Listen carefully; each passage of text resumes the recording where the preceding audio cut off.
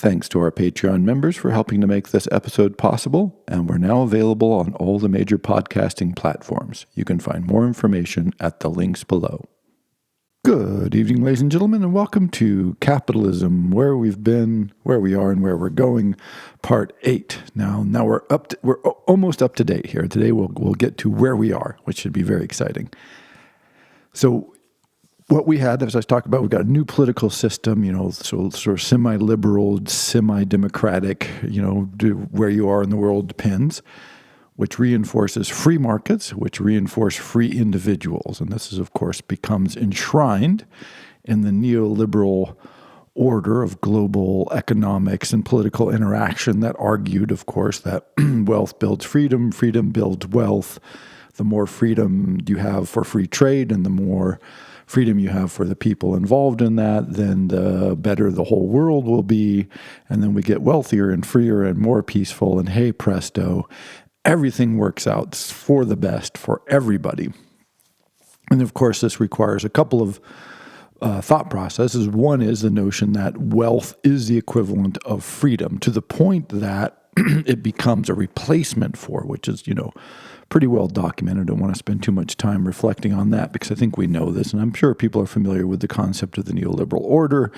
But this is the notion, right? Like that what underlies this is this whole new set of values, like wealth equals freedom. Like freedom means freedom to consume and buy. That's your key kind. That if wealth is increasing, then by definition, freedom must be increasing. And that, global corporations work with structures to implement this new plan, which is transnational and frees us from all these old barriers and things that kept us from thriving and growing and realizing our own individual capacities, right? So this is the absolute apotheosis of this series of reasoning that is launched with the Enlightenment. And again, I mentioned this before, but it's worth noting that the serious thinkers in libertarianism, not the standard, off-the-shelf popular libertarianism, but the actual, real philosophical thinkers who are pondering this question of libertarianism consistently say, look, they're trying to continue the concepts at the core of the Enlightenment, and they're right. They are correct about this because they look at the Enlightenment, and the Enlightenment really emphasized the individual exercising free market participation as the core of what it meant to be a person, right? Like this is what it means. And it meant as opposed to any other structures or restrictions. So this is all great. This is all going well. And then, the collapse of the Berlin Wall, fall of the Soviet Union. And then it's like, wow, like if we had any doubt before who had the best system in the world, now there is no doubt whatsoever. Sort of culturally speaking, we know this is the right way. We know we're going to just put the foot down, accelerate all these global trade agreements, global share of exchange. And if you look at the patterns of global exchange, interlinking of markets, the dominance of the dollar-backed system, everything says this went absolutely to the moon. Global trade increased phenomenally. The diversification of production, the amount of people moving, the amount of trade moving, the amount of foreign exchange. Everything sort of like, yes, here we go. And as we know, this leads absolutely to utopia, which is great. So that's why we now live in a perfect world inhabited by perfect people who are perfectly free and absolutely wealthy. Yes. So what happened to this narrative? Well, a couple of things happened. I would say 4 things happened, but we'll get there in a second. But it's important to note how wrong this always was. So this was never an accurate narrative. And the reason it wasn't accurate is because of this, what I keep talking about is this change in values that everybody misunderstood. Not everybody, but many people misunderstood. And it's so hard even today for us to understand this because we were raised in this system that we can go, oh, corporations are bad. Oh, this global trade thing is problematic. We can see all the problems. And yet It's hard for us to unbelieve in it, right? It's one thing to criticize the Catholic Church in 1600. It's a different thing to unbelieve in it, right? This is sort of, I think, where we are as a historical analogy. So I was trying to think of some examples that would make this very concrete. And the one, which is sort of trivial, but I think clear, is, and then one which I think is very profound and absolutely disturbing. So recently is about a decade ago, I guess, Microsoft introduced the Xbox One, which was their new game station, right? And it was famous because they had implemented all these, what they call digital rights management, which is the world we're in now, which meant functionally that if you bought a game, now this is an important thing, you just paid for a game, you could only play it on your machine if your machine was hooked up to the internet. You couldn't loan the game to a friend. You couldn't take the game to a friend's house. You couldn't travel someplace with it and go to someplace where somebody else had an Xbox One, maybe an Airbnb someplace, and put it into the Xbox One and play it there. You could not resell it. You couldn't re-gift it. You basically couldn't do anything with it. And this was hugely controversial when this was released. And finally, Microsoft had to back out on a little bit of it. They didn't back around as much as is popularly believed, but it was embarrassment for them and led to all kinds of problems. But here's the core thing. When we look at this and they go, everybody says, oh, well, that was just a cynical money grab. And it's like, yes, it was a cynical money grab, but that's all. Like, we don't ever stop, or generally we don't stop and say, wait a second. Like, whatever you think of video gaming, that's fine, but it's a cultural phenomenon. Friends like to do it. People like to share things. Like, think of all the human elements here. Like, people bought games and they want to, like, share it with a friend. This is the most natural, most human, most basic concept. This goes way back. This is old values, right? What we're supposed to do is say, how much could I sell it to my friend for? But this is not what humans say, generally speaking. Often humans just go, oh, I played this game. It was fun. I'm going to be gone for a while, and my buddy would like to play this game, so I'm just going to give it to him, and then he or she can play the game, right? Like, so human, and Microsoft wanted to stop that. They wanted to stop that basic human interaction. Or, hey, we're having a party over at somebody's house. I've got this new game that I just spent a bunch of money on. I'm going to go over there and play. Nope, you can't do that. We're going to play with my friend. So again, now you've purchased this. You've given them a bunch of money for this game, but they do not want you to have any possibility of using it in a way that might prevent somebody else from purchasing a game, because that would interfere with their bottom line. And it's important to note again, and this is where I think we really struggle with this, because we're humans and we don't think this way, which is all to our credit. But that's also why we're not the CEOs of major corporations. They don't go, oh, look, we're making money, we're good. They think, no, we could be making more money if those bastard people weren't sharing games with their friends. We need to stop them from sharing games with friends. Like, this is evil as far as they're concerned. It is a source of a drain on our revenue. We must stop this. And somehow the notion that people sit in an office, sit in meeting rooms, I mean, it takes a lot of design. I mean, they have to put a lot of money, thought, legal stuff, technology, coding built into the system, built into their internet plans, built into everything to say, we do not want you to share things with your friends. And somehow we don't respond communally and go, you guys should go to jail, right? Like, you should go to jail. If you're trying to prevent friends from sharing things, I mean, and it's a game, by the way. This is a game, right? Like, we're not talking like, hey, like, it's a game or theoretically designed to be shared. No.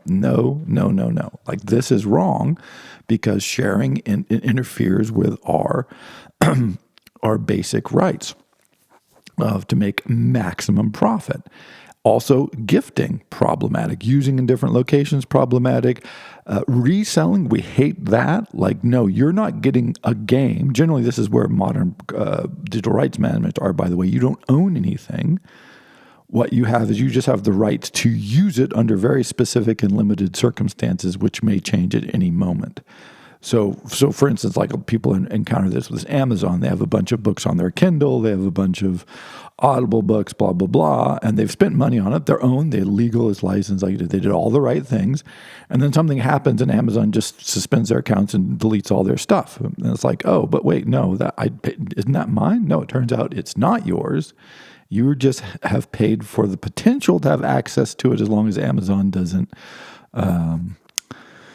get mad at you, right? At which point you lose all access to all things. So this is very interesting, right? And this is like, oh, wait a second, this isn't very friendly. But while video games, everybody goes, oh, okay. But the ethics of this are the same. It doesn't matter. But video games, like, oh, haha, we get cynical. We don't, for some reason, like get up in arms about this. But if you think about something like the Green Revolution, which to me is one of both the great and most terrifying stories, because a big driver of the Green Revolution, it's hard again for us to remember how the world was. So go back before 1950, it's still like 60 or 70% of the world's population suffered endemic famine, which meant that periodically famine was endemic to their societies, and in your lifetime you knew there were going to be these periods of starvation and famine. Like, so it was just endemic. It was just it was like weather. Like, oh, spring comes, oh, it's famine time, right? Like this every couple of years we're just going to have some people starve to death, and we're going to go hungry, and it's going to be ugly. But then things get better. Okay, that's endemic famine. So World War II rolls along. And all of these, often from the Midwest, Illinois, Iowa, Indiana, Kansas, a lot of American GIs get drafted and they go overseas. They go in Japan, they go to Asia, they go to China. We send almost no one had been overseas before because it was super expensive. It's not something that people did. And when they got there, they were stunned. The GIs were stunned at the poverty and the starvation and the hunger and the lack of productivity and everything. And when the war was over and they came home and they had the GI Bill, a lot of them, a really good number, said, you know what, we're going to go with our GI Bill, we're going to study agricultural technology, we're going to study agrobiology, agrochemistry, everything, because the world is hungry. It needs to be fed. We're going to do everything we can to change this. And they did, like full stop. Like the Green Revolution is real. It transformed the amount of food that was available in the world, the rates of poverty, starvation, and hunger. I mean, just astounding achievement. And it was led by people who they didn't ask to go fight in World War II. They were drafted. Like it was a war. Like, here you go. Like, off you go to Asia. Okay, great. I'll do my part. Saw need, saw hunger, saw starvation, saw suffering, and said, I want to stop that. Came back, and they said, I have an opportunity to get a free-ish education here. So I'm going to use that to try and address this. Like, all the best, I would say. Like, oh, here we go. Like, a bad situation gets turned into something good as these soldiers come back and decide to commit their lives, not to making money, not to maximizing profit, but to trying to do good in the world. Like, this is very old stuff. This is very old school, like values, as it were. What happens? Well, one, they were wildly successful, like successful probably beyond all imaginings because the industrialization of agriculture, et cetera. Now, it's had a lot of negative impacts as well. However, and this is the crux of the biscuit, much of the negative impacts is not an outcome of the agricultural revolution or the mechanization of agriculture per se. What happened is this impulse, this drive, got hijacked by the corporate values. And between 1970 and today, this drive to feed the world, to provide food, to do all the good stuff, which did have, environmental side packs, overuse of chemicals, all of this, all of which the scientists and the agronomists and stuff are aware of and have worked to mitigate, has been taken over by agribusiness. Now, agribusiness has absolutely no interest in mitigating any of this. And this is the weird thing, and this is what we struggle with. We go, well, of course, if you're a huge international commodities company, Archer Daniels Midland, Cargill, like a Monsanto type chemical company, you need to make money, but you're trying to feed people and stuff because this is what this is all about. And the answer is no. Absolutely 100% not what they're all about. And that's what we just can't quite get there. But I think we are getting there, which is why I'm saying we're almost where we are. But, the notion that these people are trying to feed the world is something that they say publicly, but they never do anything remotely like trying to feed the world. They absolutely don't care. And you can see this in so many places. One of my favorite one is Monsanto created what they call terminator seeds, which is this terrifying thing, which is you plant the crop and then the seeds that are produced are sterile. You can't replant them the next year. Of course, what farmers have been doing for time immemorial is you put aside part of the harvest, you plant that next year. This is the cycle. But just like the video game that you can't share with your friends, this means that you can't sell new seed to the farmers every year. They may not need as much, or they may have saved extra, or they might save some and share it with a neighboring farmer, God forbid. And so it really damages your market. So they came up with this genius idea of the terminator seed, which is seeds that you plant, and then the next year they will not grow. And so every year you have to buy the seeds. Now, for a profit margin, this is genius, right? What a great idea. This absolutely, will make you more money. There's no doubt about this. From a human side, this is like one of the most appalling ideas anybody has ever come up with because it, one, disrupts traditional agriculture all over the world. Two, it turned out when it crossbred with neighboring crops, often it would make those crops sterile. So that turned out to be a bad call. Subsistence farmers who might not be able to afford to buy seeds now, see, they will just starve to death because their seeds can't be replanted. And so they, literally creates a cycle. And also notice if anything ever happened to interfere with Monsanto's ability to produce seed, the next year, everyone would starve because no one has seeds you can produce because they're sterile. So you are in this world of every year potential mass starvation, which was the whole point of the Green Revolution to begin with. And so that met with so much pushback that even Monsanto had to sort of, dial that back.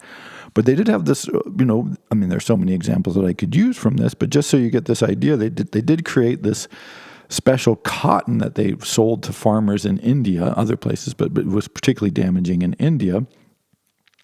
And it was BT cotton. It was bug resistant, supposedly has pesticides grown into the genetic crop. And what happened was, several things happened. One is the seed was really expensive, but it was supposedly more productive. And so a lot of farmers borrowed money, went into debt to grow this crop out. Turned out that it not necessarily that much more productive. Also turned out that the bugs, predictably enough, quickly adapted and other bugs showed up. So that didn't help with the crops whatsoever. And then when the farmers, as they tended to do, harvested the seed, this seed was not terminator seed, but it wasn't far off. The next year didn't work very well. And so having gone, okay, well, it would be like buying a really good piece of equipment, if you can think of it that way, and going, yes, it's more expensive up front, but I'm going to use it for 20 years. I'll get this life cycle, and so I'll really make my money back on this. So Indian farmers did this, and they're like, okay, yeah, this is great stuff. It's a big investment up front, but I'll have this for years to go. I don't need to use so many pesticides. It'll be better. This is going to really help. I'll produce production, and I'll harvest the seed, and then over a couple of years, this will all pay for itself. Great. It turned out none of this was true, which Monsanto perfectly well knew. And so a bunch of them ended up going into debt. They ended up committing suicide. It made a big contribution to poverty in a lot of areas in India that were dependent on cotton crops and related crops. And so, yeah. So, yeah, Archer Daniels Midland, Cargill, Monsanto, they have absolutely no interest whatsoever in feeding the world. Archer Daniel Midlands for a long time, I don't know if there still is, their slogan was supermarket to the world, by which they meant if you have money, you can come in and shop. And if you don't have money, you can sit outside in the parking lot and starve to death.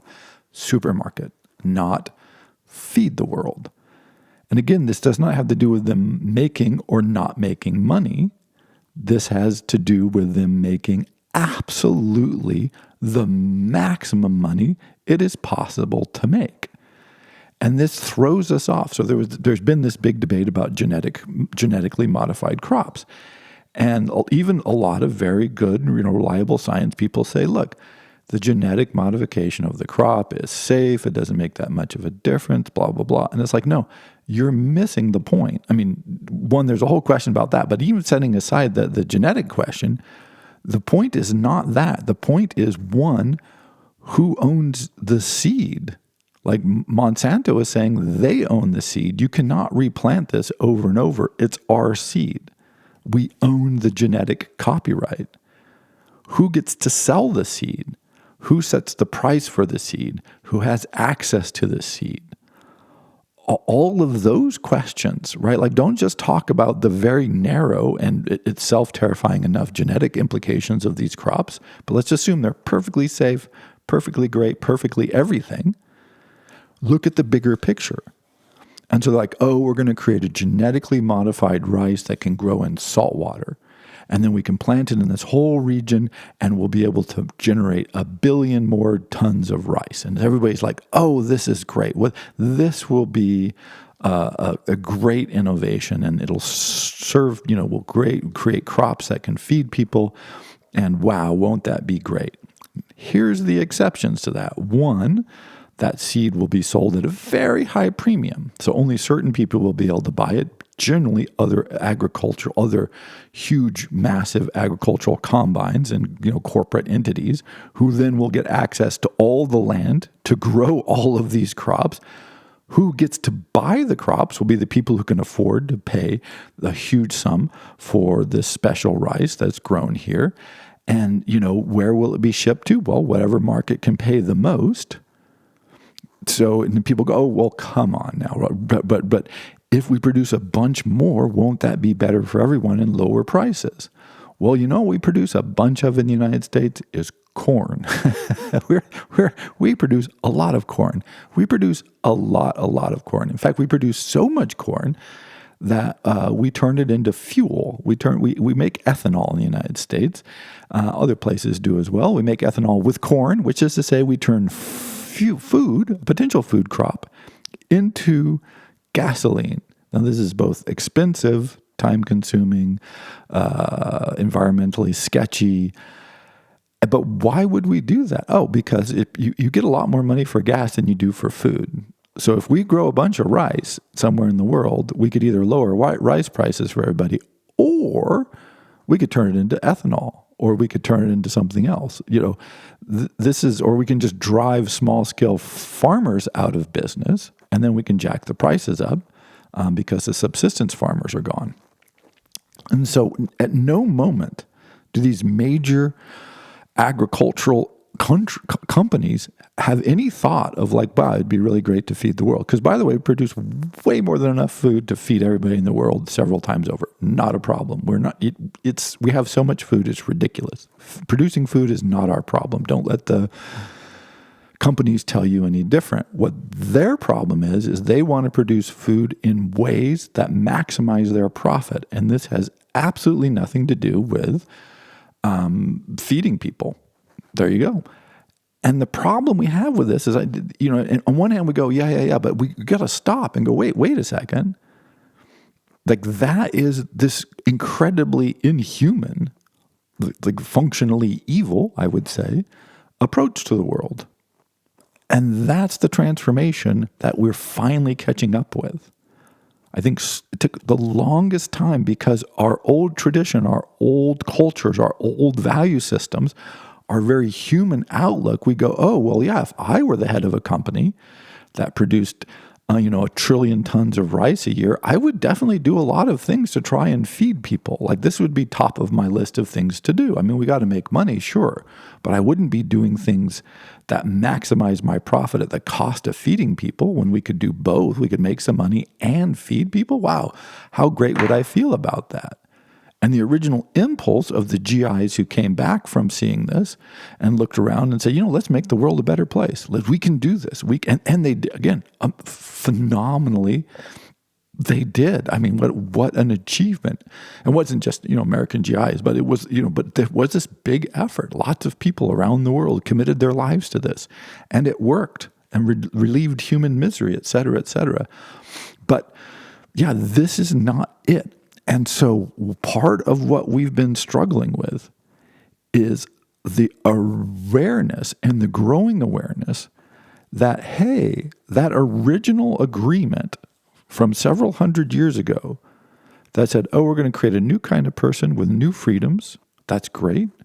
And we're going to have governments that function in a different way so that we can allow these corporate entities to exist. Okay, great. And those corporate entities are going to help grow the economy and make us wealthier so we have more tax money and the people have more things to choose and more freedom. And like, hey, this could really work. What we realized, and particularly accelerated after World War II, was this divergence of values.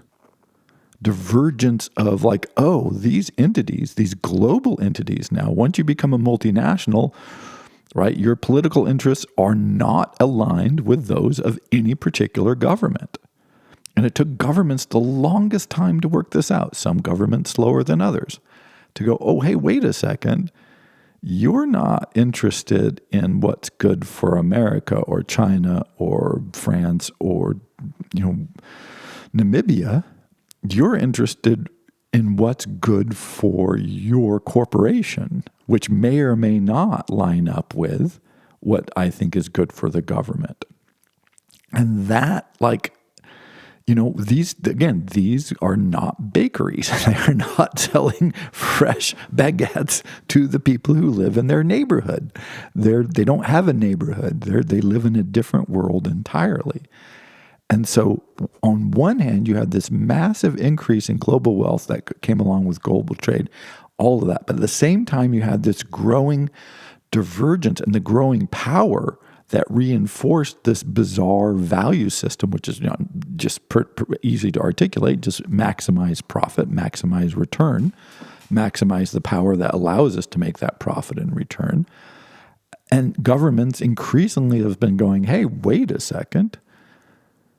Like, those aren't our values. And then individuals, people, I think two things have happened, which we'll talk about in a second, that they've also started going, hey, wait a second. And I would, just before we move on, I just want to say that, of course, we all know these stories, we all know these narratives, but I think we don't realize how truly historically odd this is. The notion that just freeing companies up to do whatever they want, and that what they want to do, often by legal requirement, is to maximize profit, that somehow this helps people necessarily is like, oh, wait. But it turns out as long as you have systems and structures and cultural traditions that mitigate that desire, those impacts, where they have some rules, they have some limits, they have some old notions of distribution and sharing and participating and raising the general well-being of a culture or a society or a neighborhood. But when that goes away, when that is slowly eroded over time, because increasing the new value system, the value that just says global multinational power equals maximum return equals good, then this is where it's like, oh, this has gotten completely out of hand. And increasingly people have become aware of this. Where you see the least uptake, by the way, in this, and people often talk about the second world countries and all this, a lot of this comes down to cultures that have really strong value traditions tend to resist a lot of this. because they don't they don't say, oh, wealth is the thing that you should pursue. Once you have a society of a lot of individuals who say, you know what, yeah, we're just not that interested in pursuing wealth. We'll do other stuff. We gotta have a job. You gotta make a little money, but we don't care about making a lot of wealth. Well, it's hard to get the whole system going, right? It's hard to convince people to make this happen, right? Like it's just, I mean, you can look at much of the Islamic world and people, backwardness of the Islamic world, and why doesn't the Islamic world produce more wealth? And they have oil in a lot of places, but not everywhere, and the places that don't have oil don't produce anything. And and it either comes down to like sort of Islam makes you stupid or just some version of racism, right? Like it's either anti-Islamic sentiment that you get that follows these arguments, or you get just racist argument. Arabic people are lazy and backwards and dumb. And it's like, oh yeah, that whatever 4,000 years, 5,000 years of civilization, that was something? Anyway, but one of the things that's overlooked often is like, or they just have a whole different value set. Hello, Islam, but also Islam integrated into many cultures that pre-existed the arrival of Islam, which is a fairly newish arrival, but it's been integrated, incorporated into these societies and cultures. And again, whatever you think about that, it's not the question. I mean, we can make all kinds of arguments there, but you go, oh, yeah, they're slow to uptake a lot of this because they don't have these values. Like, they're like, hey, this is not how we think about the world. We don't think that everybody should be pursuing individual wealth all the time. That seems like barbarism. Like this is not a good way to organize the program. And so you can see this all over the world in places where, in many places where the markets have refused to develop, or people say, why hasn't this come further? Why isn't that society developed more? Why don't they have more wealth? Why aren't they buying into the program? And one reason is because they have a whole different set of values, right? They just have never cultivated, developed, or have the background that makes them think that these sorts of outlooks, for good or ill, are the right ones. And if you don't have it, it makes it very difficult for the kinds of patterns that we look at and think of as natural and right to flourish. It's also one reason, like the Japanese model development, Vietnam, China, South Korea did not follow free market development at all. I mean, there was some free-ish market in there, but it was really government-sponsored trade, moderated currency adjustment. I mean, they did all kinds of things that were absolutely in no way free market to grow their economies. Like this wasn't it. So what happened is, increasingly with the fall of the Berlin Wall, collapse of the Soviet Union, this narrative just took over. Like, this is the only thing that can happen. This is what makes the world great. This is how things work. This is the right value proposition. And then I would say 4 things happened that have, over the last, 15 years or so, really thrown this whole system out of whack. This whole belief system, this whole narrative has gone, is I think we can all recognize now, very much in trouble. And it's in trouble for many reasons, but I think these 4 will really help clarify what's going on with where we are. Now we've arrived to the where we are part. Congratulations, you made it this far. Thank you for coming along. One is the 2008 financial collapse. And this one, besides exposing that the entire system is sort of this rigged financial something that, oh my gosh, what is going on? It's not stable. It's not guaranteed. It's only supported by the governments, right? Like, this is the one I think is the biggest one. Like, it turns out that, as I mentioned, there is no separation between capitalism, governments. There's no private markets, right? This is a concept, but functionally is an expression of politics. And all of a sudden, that myth, that notion that these are 2 separate spheres, all of a sudden came crashing down because people recognize, like, oh, wait a second. Every government in the world had to step up and do something all of a sudden to keep all these quote unquote private institutions functioning. And part of what that did, although only partly, is also expose the degree to which this had always been true. Like the governments, of course, are always keeping these things functioning because the governments could do other things that make them not function. Haha. Welcome to very much to today with this new, tariff madness. Like, oh, well, governments have always been able to do this. They tend not to for various reasons, but they can. But it was exposed in 2008. And so one thing it did is expose that kind of core lie. It made people nervous. It exposed this core lie.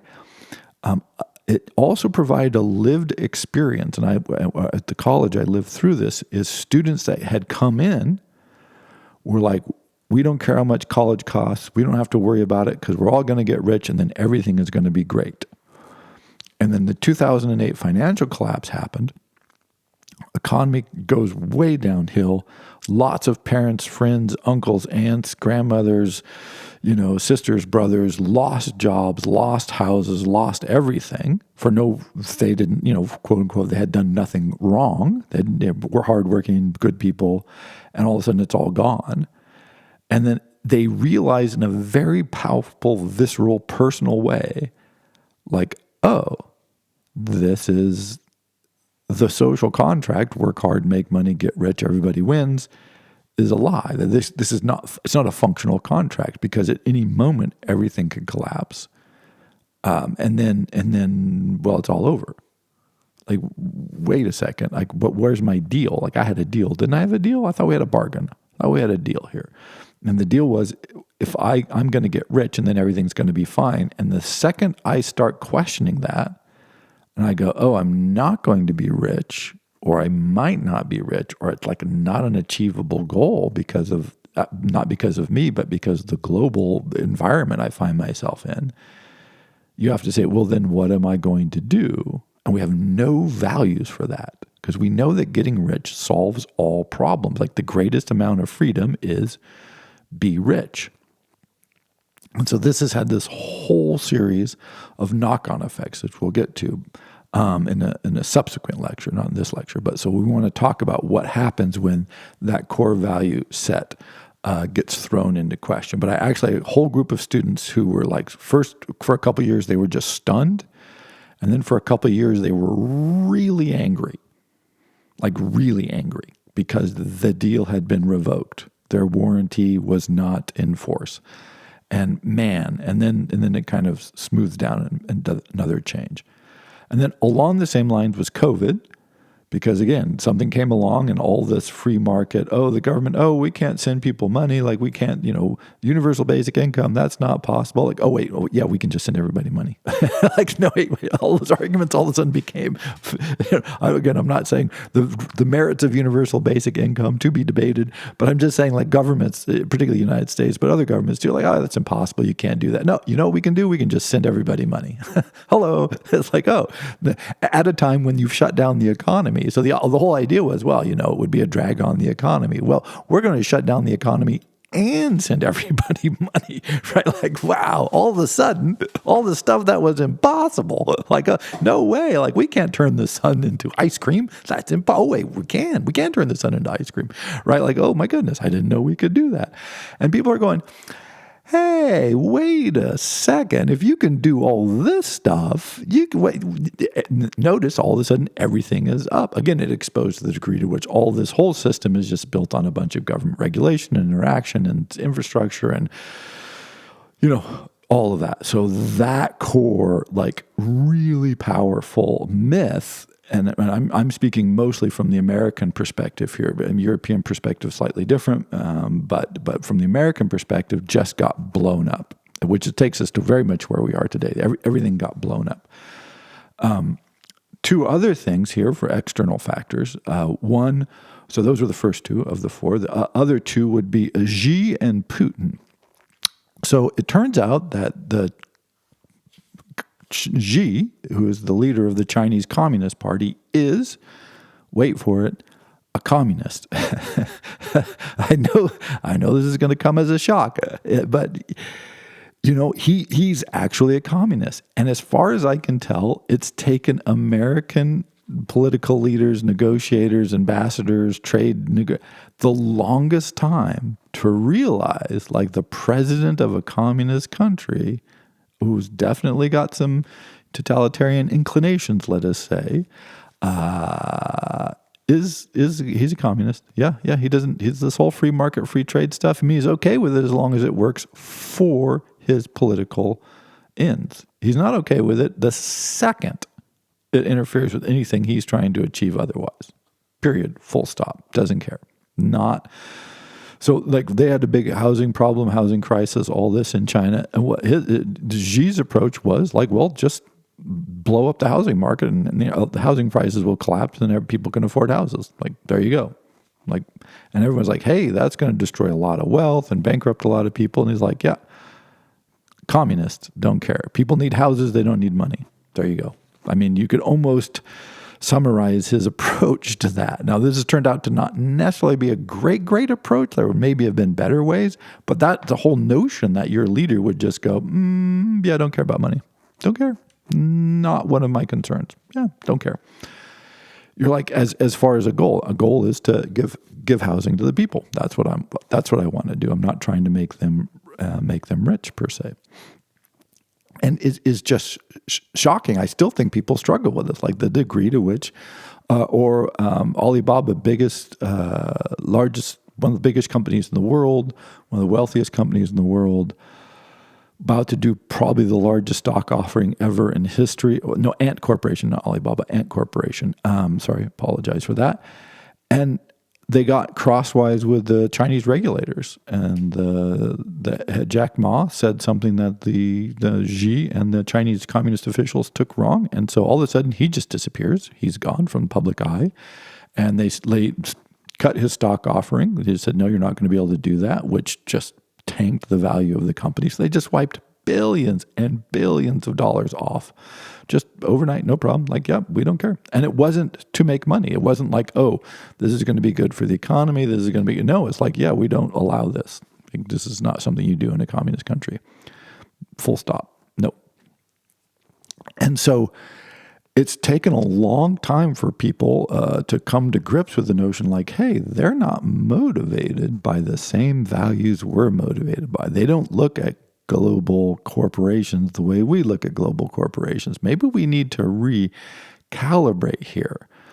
And then the fourth, although there are many more elements you could talk about, but the fourth big one I think is someone like Putin, who has been exploiting and gaming this system for over a decade, and then just invades the Ukraine. And if you can read the newspapers right up to the invasion of Ukraine, where he goes, where you're just like, oh, well, it would cost too much. Embargo, sanctions, would destroy the Russian economy. There's no way they're going to invade Ukraine because, that's just, it would be too harmful to their economy. And of course, they invade Ukraine, and immediately the West's response is to embargo Russian economy. It's like, because the money is what matters. Right? Like, oh, it's the economy that matters. It's the money that matters. Of course, now, once the money's gone, once we freeze the bank accounts, once we stop their trade deals, once we, interrupt it's like, or Putin is not trying to amass wealth. Right? Like, ooh, wait a second. Like, he's not playing by those rules. All the evidence is he's never played by those rules. Money is a type of power. Putin, very interested in power, perfectly clear on that front. But that monetary power is used for something else. This sort of phantasmagorical concept of a greater Russia that he seems to have inherited from an earlier czar.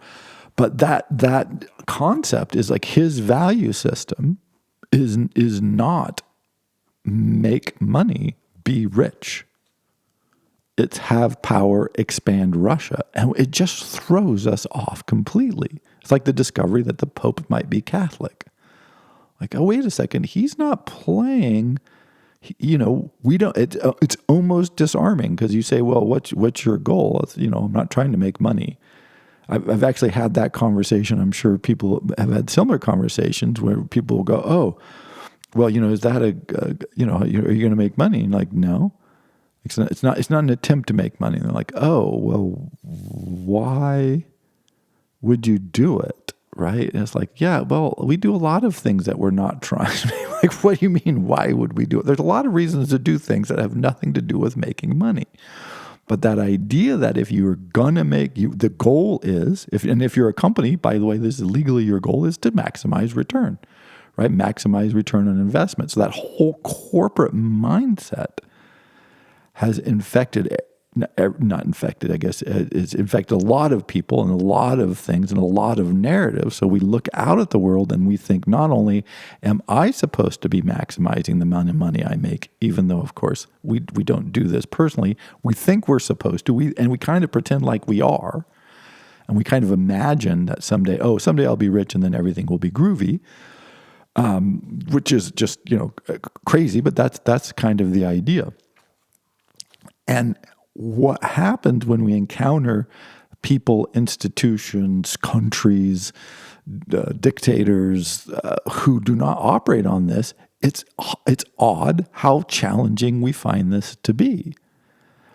And so there's been this twofold or threefold, I guess, call it a threefold fracturing of the narrative we've been living in. One, at a personal level, people have begun to realize, hey, this might not work. Wealth is probably not freedom, right? Being wealthier, making more money, which I may not be able to do, one, for no reason, and two, even if I could, it may not help that much. Ooh, that's scary.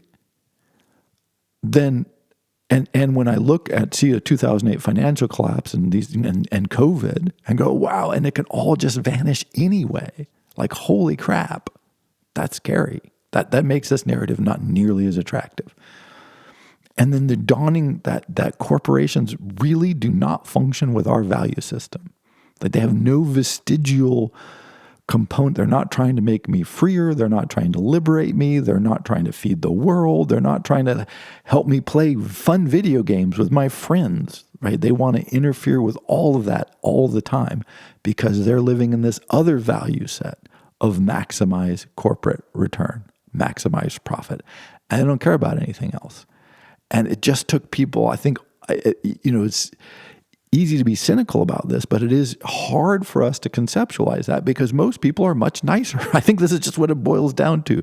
You have to select basically for sociopaths to run these organizations because most nice people would never make any of these decisions. Most nice people don't think, I'll come up with a seed that we can just sell a lot of by creating a risk of global famine and bankrupting all subsistence farmers, but they'll make a lot of money. That'll be great. I think most people will be like, hey, I've got these research labs, I've got all these research scientists, and I have a bunch of land I can use. I wonder what we could do to help subsistence farmers grow more food and feed everybody, and then the world is just a happier, wealthier place. I think that's what, honestly, maybe I'm just hopelessly naive, but I think most people would do that. Like just going, here's a bunch of resources. What are you going to do with it? People go, we could do some cool stuff. We could help people. We could do an art project. We could make a seed mountain, right? I don't know. You could do something fun or interesting or communal or helpful, but I don't think you think, we can starve peasant farmers and make more money. Yeah, that's what I want to do. It takes a certain specific kind of training, which I talked about last time, which is to turn everything into abstractions. Don't have any history, don't have any culture, don't have any languages. Everything is numbers on spreadsheets.